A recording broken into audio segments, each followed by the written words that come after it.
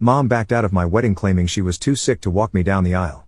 I knew it was a lie because I saw pictures of her on a trip with her new husband and stepson. Now she's angry because I told everyone the truth, instead of accepting her excuse and compensatory gift. Weddings are supposed to be about joy, love and unity, or at least that's what I always believed. Ever since I was a little boy, I dreamed of my mother walking me down the aisle. The image was crystal clear in my mind. My mom in a sharp suit, her arm steady under my hand, smiling at me like I was still her little boy, even as she gave me away to the love of my life. That dream carried me through some of the tougher years of my life, especially after my parents divorced and my mom remarried. Planning my wedding wasn't easy. Balancing a tight budget with my vision for the perfect day was exhausting, but it was worth it. My fiancée, Maddie, was my rock throughout the process, cheering me on when I started to feel overwhelmed. We wanted the day to reflect our love story, full of little personal touches, handwritten vows, a DIY photo booth, and my dad's homemade cookies as party favors. Everything was coming together except for one small hitch: my mom. When I first told her about the wedding, her reaction was lukewarm. She said she was happy for me, but there was something about her tone that felt off, like she was going through the motions. I brushed it aside, thinking maybe it was just awkwardness. After all, we weren't as close as we used to be, and her new husband Larry and his son Carl had seemed to monopolize most of her attention over the past few years. Still, I was determined to include her. I asked if she would walk me down the aisle, and her response made my heart ache. She said she'd try her best, but she couldn't promise anything because of her health issues. It wasn't the definitive yes I'd hoped for, but I convinced myself it was enough. At least she was considering it. As the big day approached, I kept following up with her, asking if she'd be able to come. She kept dodging the question, saying things like she needed to see how she felt closer to the date or that she had some tests coming up. I wanted to believe her, but there was a nagging feeling in the pit of my stomach that something wasn't right. 2 weeks before the wedding, I called her again. I was practically begging at this point, asking her if she could at least confirm whether she'd be there. Her voice was low, almost apologetic, as she said she didn't think she could make it. She claimed her arthritis was acting up and that the travel would be too much for her. I tried to be understanding. I told her I'd arranged transportation and even offered to pay for a comfortable car service or book a hotel near the venue so she wouldn't have to worry about the drive. She said it wasn't about the logistics, it was about her health. She didn't think she could handle the stress. Hearing those words broke something inside me. I wanted to scream, to demand that she try harder, but instead I swallowed my pride and told her I understood. I didn't want to guilt trip her. She was my mother, and I thought the least I could do was be gracious about her decision, even if it hurt. The day of the wedding was beautiful and heartbreaking all at once. My dad was radiant, bustling around and helping with last-minute details. Maddie was everything I could have hoped for. Steady, calm, so full of love. But as I walked down the aisle with my dad by my side instead of my mom, I couldn't help but feel a tiny bit sad. I scanned the room, half hoping she'd show up at the last minute, but her seat was glaringly empty. The ceremony went off without a hitch. People laughed, cried, and cheered us on as we said our vows. It should have been the happiest day of my life, but there was a part of me that couldn't stop thinking about the woman who wasn't there. Couple of days after the wedding, I was scrolling through social media when my heart dropped.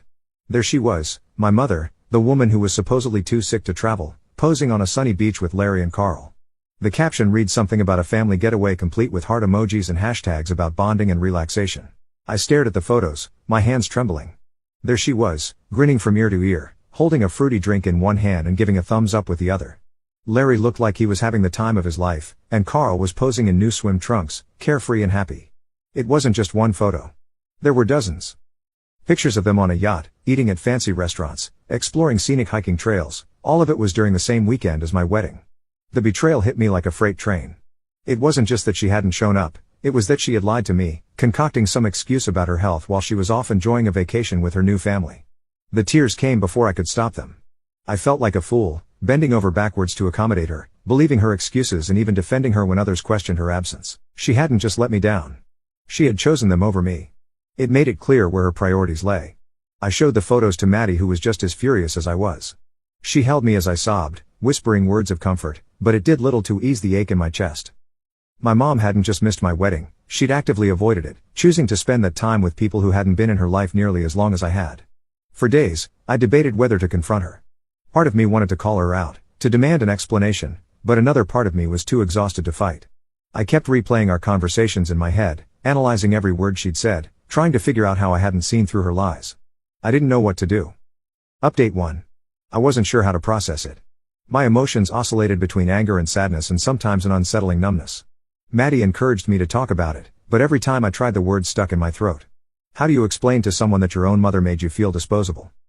The first time I heard from my mom after the wedding was a week later. She called, her voice overly cheery as though she could gloss over the fact that she had missed one of the most important days of my life. She started by asking how the wedding went. Her tone was casual, as if she were asking about the weather.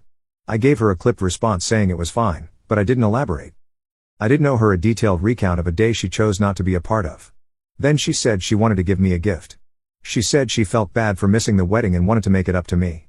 Her exact words were something along the lines of, "I know I couldn't be there, but I hope this will show you how much I care." I should have felt some semblance of gratitude, but instead I felt a deep simmering anger. It wasn't the kind of anger that made you lash out in the moment. It was colder, sharper, the kind that sank into your bones and refused to let go. I asked her what the gift was. She said she'd send me a check, a little something to help us start our married life. That was when I lost it. I told her I didn't want her money, that no amount of cash could make up for what she did. She tried to argue, saying she wasn't trying to buy my forgiveness, just show that she cared, but her words rang hollow.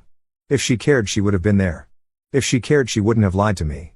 When I brought up the photos, her tone shifted. She stammered, trying to explain.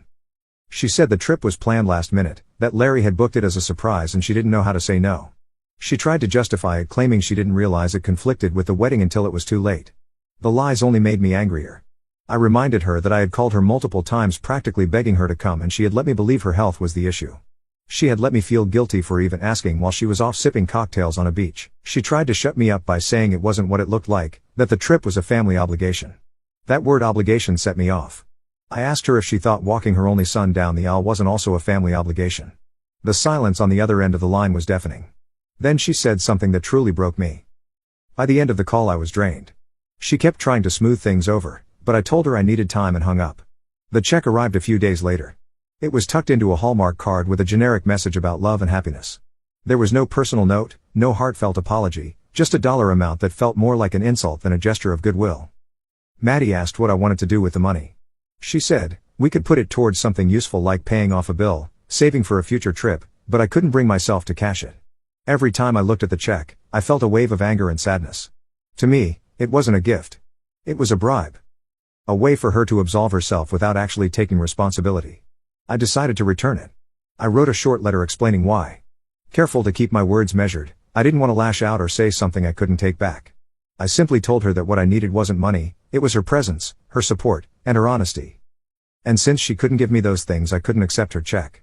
Sending that letter felt like taking a small piece of my power back. I didn't expect her to respond, and she didn't, and for a while things were quiet. I threw myself into married life, focusing on building a home with Maddie and finding joy in the little moments. But the hurt lingered, a dull ache that refused to fade. The real fallout came a week later. My uncle, who had always been close to my mom, asked why she hadn't been at the wedding. I told him the truth. I didn't embellish or exaggerate. I simply stated the facts. Word spread quickly. Relatives started calling me, offering their support and expressing their outrage. Some even confronted my mom, demanding to know how she could do such a thing.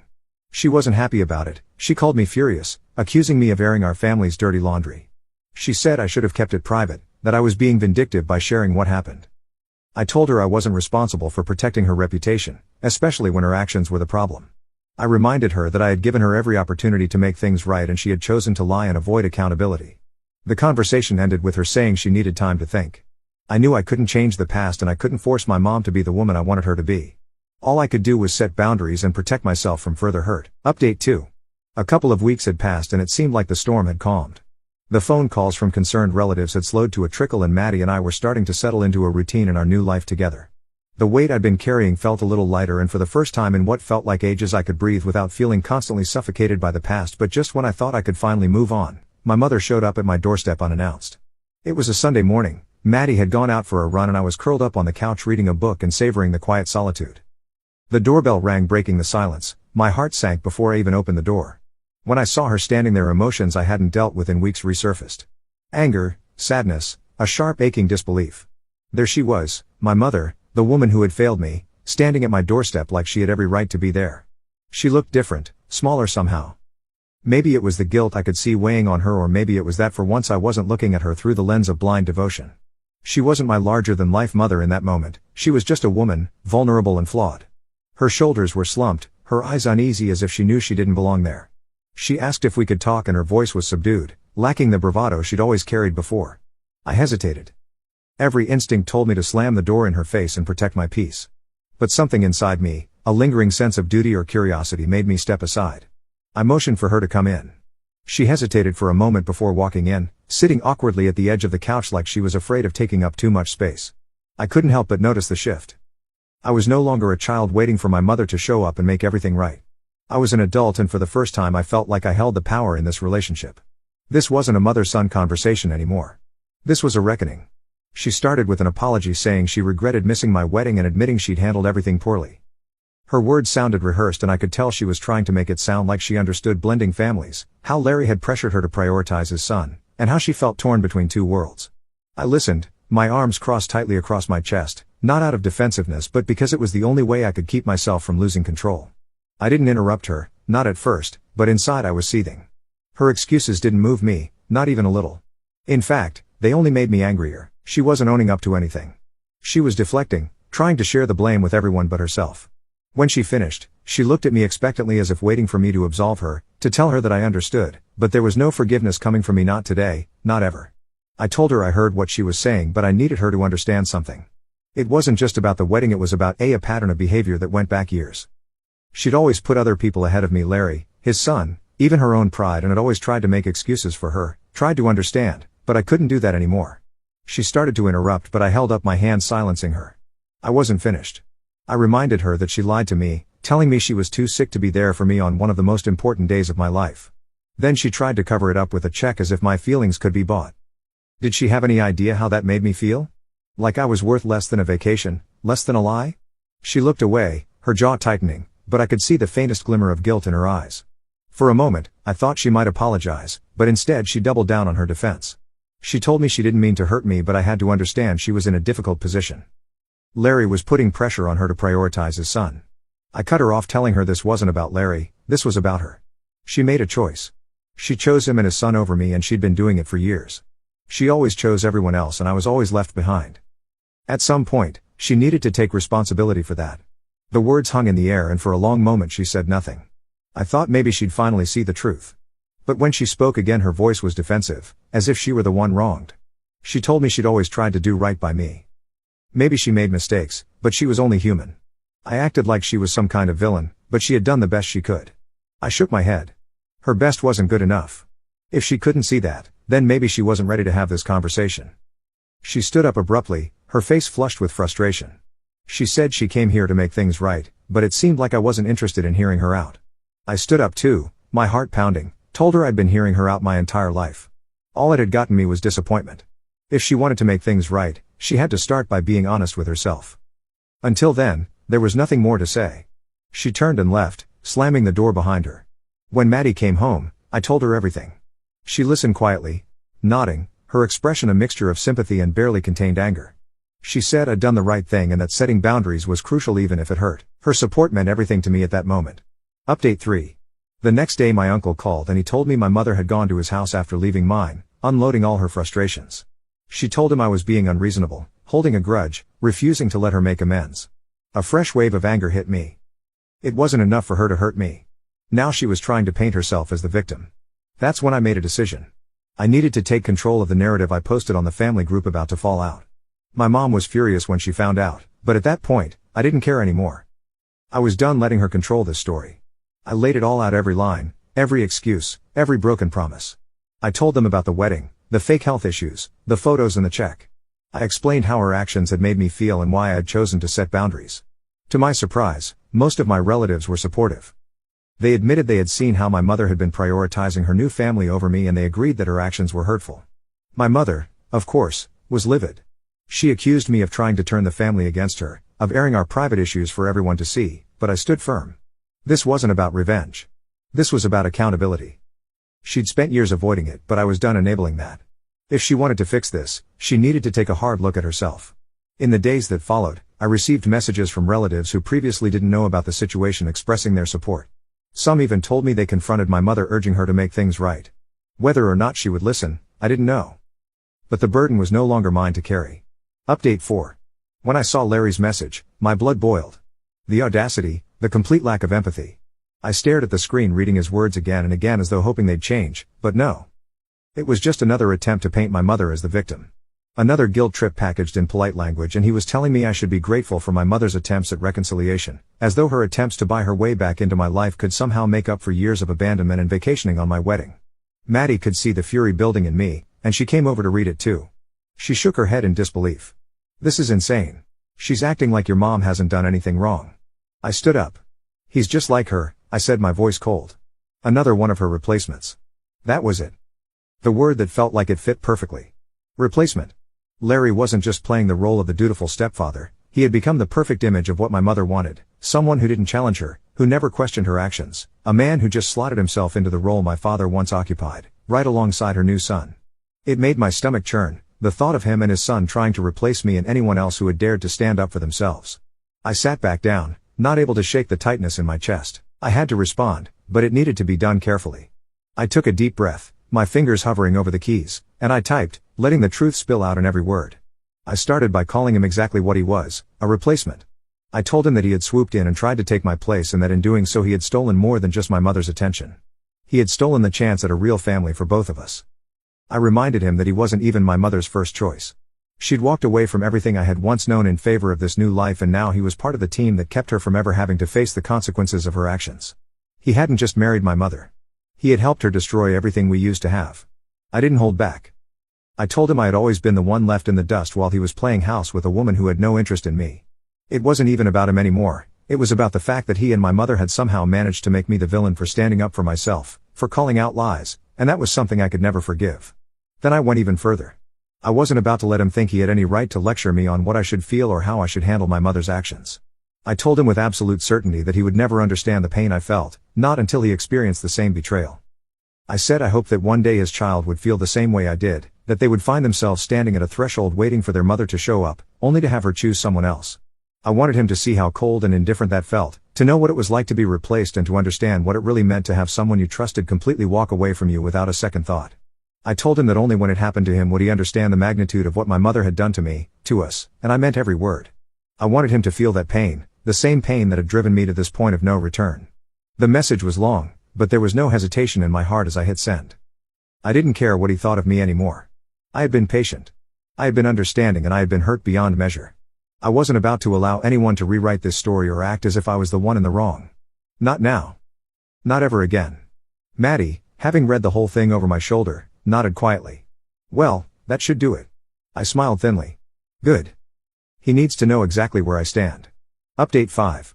I had made my decision. My mother wasn't welcome in my life anymore. The conversation we'd had, the one where I told her I couldn't do this anymore, had been the final straw. Maddie supported me every step of the way. Weeks passed and the initial sting of my decision began to fade. I focused on the future, on building a life with Maddie that didn't involve the emotional chaos my mother had brought into it. She tried to call a few times, but I never picked up. She sent a few texts, but I ignored them. I wasn't interested in hearing anything she had to say anymore. It wasn't until 2 months later that I got a call that made my heart skip a beat. It was a number I didn't recognize. Hesitant, I answered. On the other end of the line was Carl, my mother's stepson, her second husband's son from his previous marriage. I hadn't spoken to Carl in years, and to be honest I wasn't sure if I had any desire to talk to him either, but I couldn't ignore the desperation in his voice as he began speaking.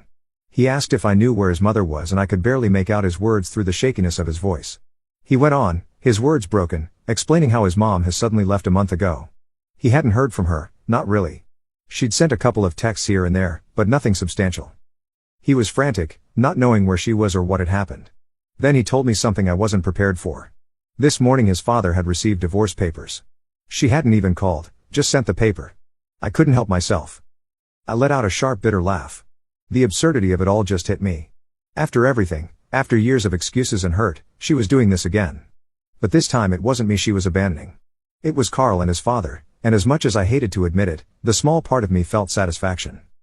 Maybe it was the dark humor in it, or maybe it was just the culmination of all the pain she'd caused finally coming full circle. Carl, of course, didn't understand. He heard me laugh and pause, the long silence stretching between us. He didn't know why I was laughing. He couldn't. But I couldn't stop myself from repeating the words my mother had once told me. I told Carl maybe he should stop being so dramatic. I said it wasn't that big of a deal. It wasn't the first time she'd left, and it wouldn't be the last. I wasn't going to apologize for my feelings, not when she had hurt me the way she had. The silence on the line grew longer. Carl kept asking why she would do this, why she would leave without any explanation. I felt a strange cold detachment as I listened to him, my mind hardening against the pity I might have once felt for him. I told him he should have seen it coming. It wasn't like this was the first time. She had always done this, left without warning, without care. It wasn't a surprise. It was her pattern. He tried to argue, but I wasn't interested in comforting him. He was just another victim of hers. I told him that he'd spent enough time pretending to be her son. If anything, this was long overdue. She wasn't reliable. She never had been. I told him if he wanted answers, he shouldn't ask me. He should ask his father. It wasn't my problem anymore. Carl didn't respond immediately. His breathing was ragged and I could hear him holding back sobs, but I didn't feel bad. I couldn't. I had been left too many times, abandoned and disappointed by her. Why should I care now? He had been her stepson, not even her blood, and just like me he had gotten the short end of the stick. I ended the call. There was nothing more to say. I put the phone down with a finality that felt strange but freeing. I wasn't going to apologize for the way I had reacted. I wasn't going to apologize for cutting her off, for finally saying enough was enough. Maybe Carl would understand someday, maybe not, but that wasn't my responsibility. My responsibility was to myself, and I was putting myself first. When Maddie came into the room a few moments later, she could tell something was off. She could see it in my face and hear it in my voice. She asked how it went and I told her everything. She didn't ask me why I hadn't been more sympathetic and why I hadn't comforted Carl. She didn't tell me I should have done things differently. Instead, she just listened. She understood. She held me as I exhaled, as I felt the last of the weight I had carried for so long finally begin to lift.